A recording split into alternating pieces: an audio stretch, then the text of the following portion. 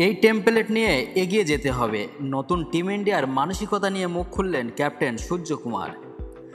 টানা দ্বিতীয় জয়ের পর নিজের দলের মানসিকতা নিয়ে মুখ খুললেন টিম ইন্ডিয়ার অধিনায়ক সূর্যকুমার যাদব। সূর্য বলেন, লক্ষ্য ছোট হোক বা যাই হোক, এভাবেই খেলতে হবে।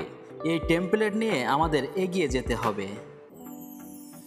ভারতীয় দল শ্রীলঙ্কার বিরুদ্ধে টি-20 সিরিজের দ্বিতীয় ম্যাচটি ডাকওয়ার্থে লুইস নিয়মের অধীনে জিতেছে।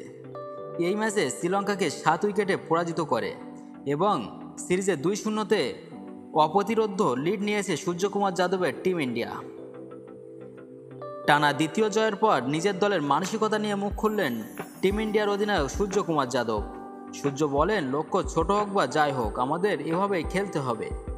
আমরা আপনাকে বলি যে এদিনের ম্যাচে ভারত টস জিতে বোলিং করার সিদ্ধান্ত নিয়েছিল।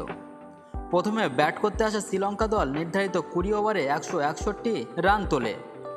তারপর টার্গেট তাড়া করতে গিয়ে খেলাটি বৃষ্টিতে বন্ধ হয়ে যায়। আসলে বৃষ্টি টিম ইন্ডিয়াকে সমস্যায় ফেলেছিল এবং ডিএলএস এর অধীনে তাদের 8 ওভারে 78 রানের সংশোধিত লক্ষ্য দেওয়া হয়েছিল। লক্ষ্য তাড়া করতে নেমে 6.3 ওভারে 81 রান করে ম্যাচটি জেতে টিম ইন্ডিয়া। এই জয়ের পরে সূর্যকুমার যাদব তার দলের উদ্দেশ্যে সম্পূর্ণরূপে পরিষ্কার করে দিয়েছিলেন এবং বলেছিলেন যে তিনি কিভাবে এগিয়ে যেতে চান। শ্রীলঙ্কার বিরুদ্ধে দ্বিতীয় জয়ের পর খুব খুশি দেখাচ্ছিল ভারতীয় অধিনায়ক সূর্যকুমার যাদবকে। ম্যাচের পরে সূর্যকুমার যাদব বলেছেন, আমরা এই টুর্নামেন্টের আগে কথা বলার সময় জানিয়েছিলাম যে আমরা কোন ব্র্যান্ডের ক্রিকেট খেলতে চাই। এটি হলো সেই টেমপ্লেট যেটাকে সামনে রেখে আমরা এগিয়ে যেতে চাই।